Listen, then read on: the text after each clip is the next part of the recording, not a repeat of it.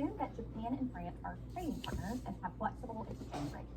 The currency of Japan is the yen, and the currency of France is the euro. Part A. Assume that investors expect an increase in returns on Japanese stocks. Draw a correctly labeled graph of the foreign exchange market for the yen and show how the investors' expectations of increasing returns on Japanese stocks will affect the value of the yen. So we've got two countries.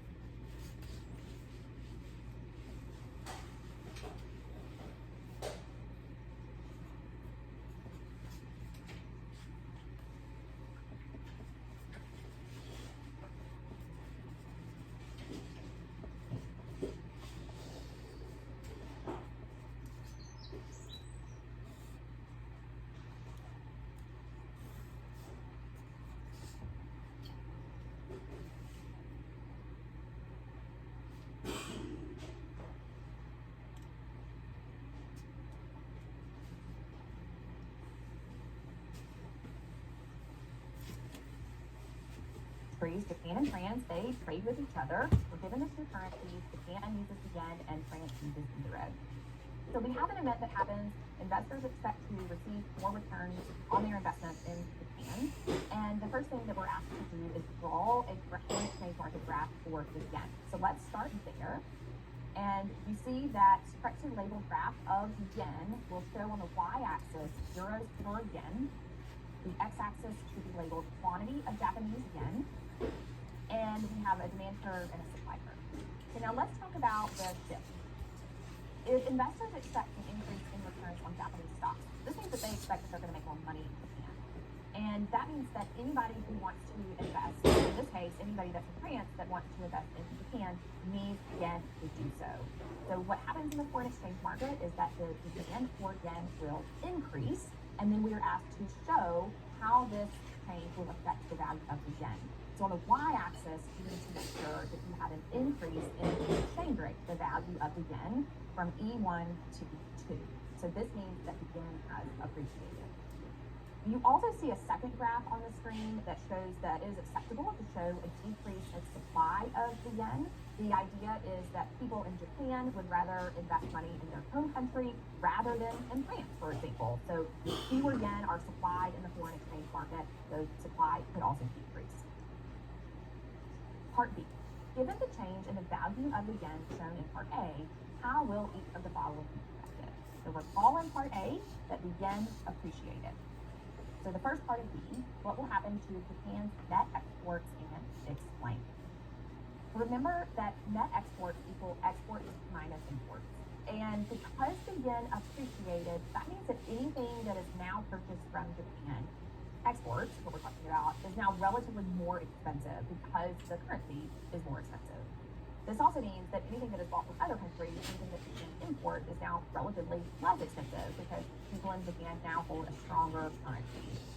So this means that Japan's net exports will decrease, and we have to explain because Japanese goods are relatively more expensive than French goods because of the appreciation of yen. B2 asks about Japan's balance of payments and explain.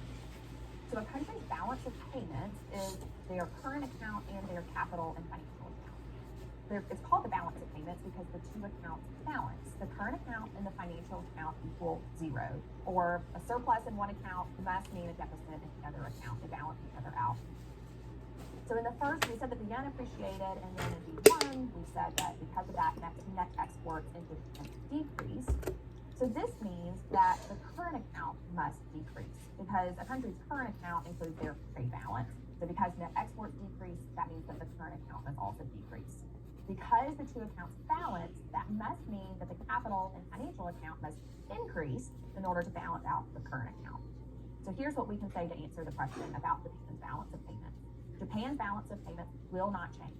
The capital and financial account will offset the change in the current account. Part C. If the central bank of Japan wants to offset the change in the value of the yen shown in Part A, will it buy or will it sell yen in the foreign exchange market? Recall from Part A that the yen appreciated. So we really just need to decide, should the central bank buy or sell yen in order to decrease the value of the yen? So if the yen appreciated, what the central bank wants to do is to depreciate. I'm going to bring back up the two foreign exchange market graphs so that we can visualize what happens to the exchange rate on the y-axis. So we see the original increase in the exchange rate, the original appreciation from E1 to E2.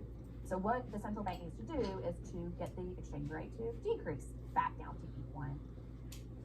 So what I've shown is, and you don't have to show this is just to help you out, is an increase in the supply of yen. So if the central bank increased the supply of yen, that means that the exchange rate will fall back down to 1.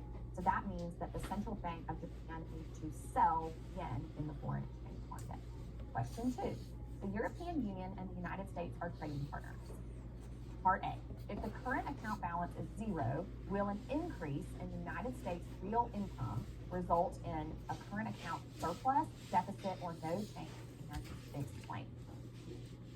So we're asked about what happens when there is an increase in real income in the United States. What does that mean, and how is that going to affect trade between the United States and the European Union? And in particular, we're asked about the current account. And remember that the current account mainly includes a country's trade balance, their imports and exports. So if there's an increase in real income or GDP in the US, we can conclude that the economy is doing well, people have more money to spend, and they will make more purchases at home, but also abroad, which is what's relevant here. So if people in the United States purchase more abroad and purchase more from the European Union, for example, that means that there will be an increase in imports coming into the United States and more money leaving the United States in order to purchase these imports. So what can we say about the current account, which includes the trade balance? The U.S. current account will be in deficit because an increase in the U.S. real income increases the U.S.'s demand for European goods and services, which increases imports. Part B. Draw a correctly labeled graph of the foreign exchange market for the euro. On your graph, show the effect of the increase in United States real income on the value of the euro relative to the United States dollar.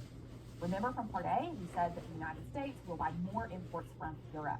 And we are asked to show the foreign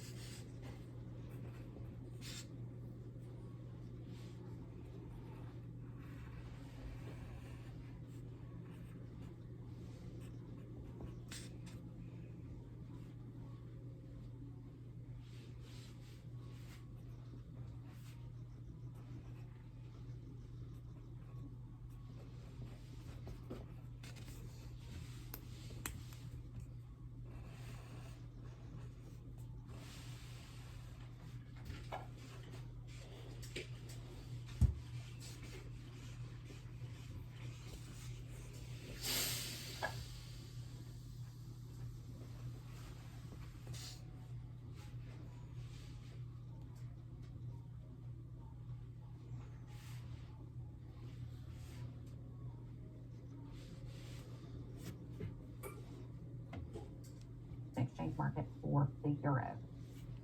So a correctly labeled graph of the foreign exchange market for the euro will have a y-axis label of dollars per euro, and then on the x-axis we're looking for quantity of euros. You see a downward sloping demand curve and an upward sloping supply curve. Now the shift that will happen is going to be an increase in demand, or a shift right.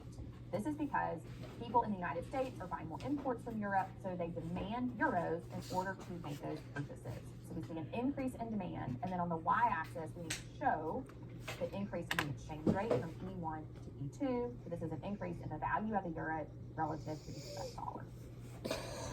Part C. Now assume interest rates increase in the European Union.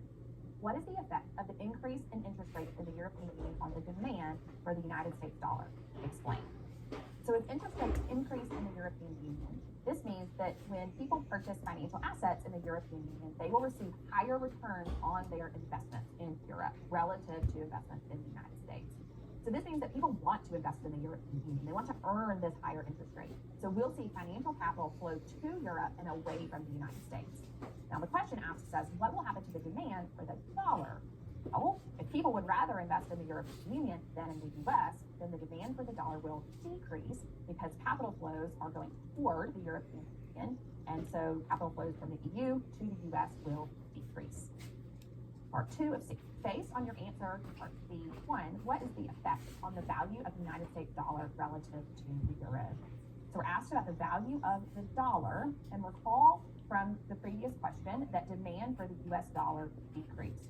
So we're asked about the value of the dollar, and I think it is helpful to use a foreign exchange graph to actually look on the y-axis to see what has happened.